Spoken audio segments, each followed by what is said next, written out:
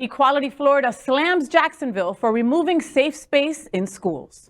Some Duval County, Florida teachers say their planning week was spent peeling LGBTQ+ safe space stickers, rainbows, and other signs of support for LGBTQ+ students off of their walls. Duval Schools says that this is part of a rebranding of, quote, all-in-4 safe schools that complies with the Parental Rights and Education bill by not referencing gender or sexual identity in a statement. The civil rights group Equality Florida wrote, quote, as Duval County Public School students begin their first day of school, they are returning to classrooms that have been stripped bare of all visible support for LGBTQ+ students.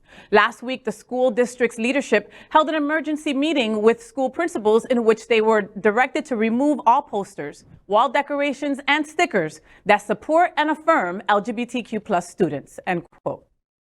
This is absolutely ridiculous. I mean, when you do things like this, it sends a message that LGBT people aren't welcome. And I know that Duval County said that they were going to be, rebranding these safe space stickers to remove the rainbow. And this brings me back to, when I was in a leadership position in my high school GSA, we had, we did Day of Silence, and people said, well, why don't we have a straight Day of Silence? Why do we need something specific for gay people? And it's like, we have general anti-bullying measures and anti-bullying, assemblies and things like that. We need things that are specific for queer people because that experience is so unique and it compounds on top of that other bullying that students receive. Yeah. And also how hurtful, like the continued erasure of our community it angers me so much because, I'm an adult now and I can speak out, but, if I had children, just the fact that they wouldn't be able to talk about me in school or, it's just so hurtful. And why can't we just be, right? Why do we have to be erased? Like any trace of us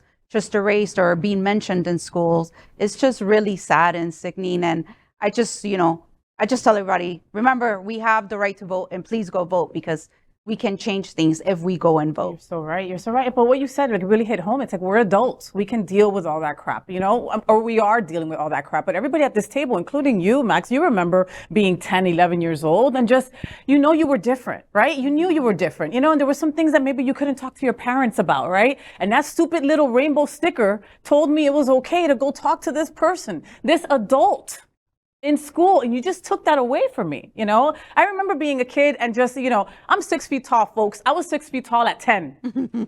Okay, so let's just say that I had, I was bullied and I felt, and I knew just as loud. And I was just as loud, right? So 6 feet tall, 10 years old, and loud. Those things don't go together. In Jersey, you get beat up for that, and gay, But I had that teacher. Of course, she was a drama teacher, but I had that teacher that I was able to go to and say, I'm different. I don't know what it is because I was afraid to say the word, but I'm different. And she just automatically knew. And so that's where I would go for lunch so I wouldn't get bullied. That's where I would go for after school so I wouldn't get bullied. That was my safe space.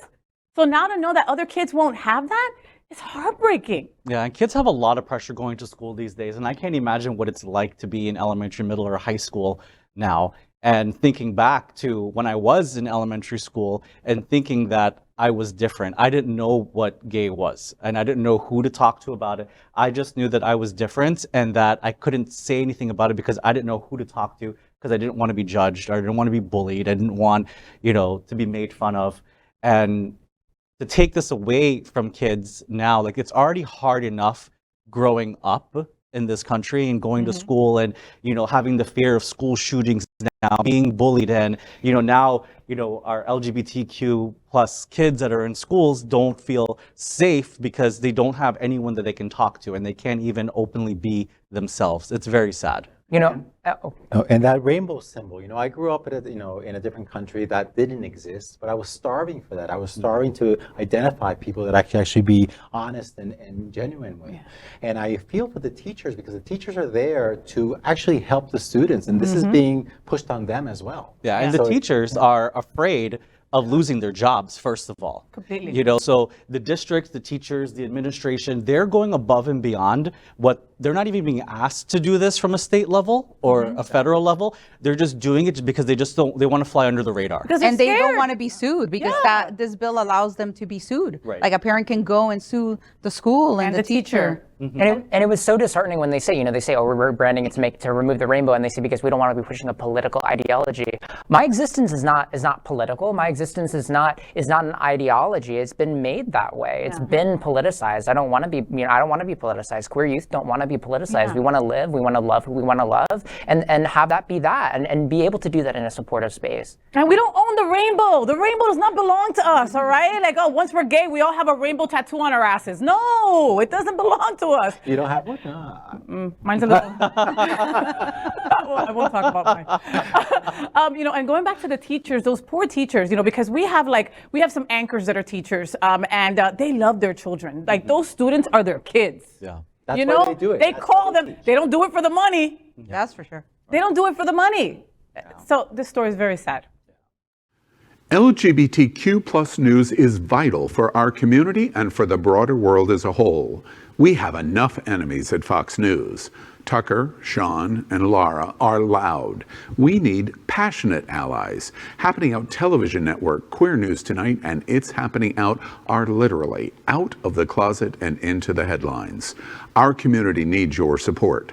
Like this broadcast and subscribe now to ensure the growth of the entire LGBTQ plus community.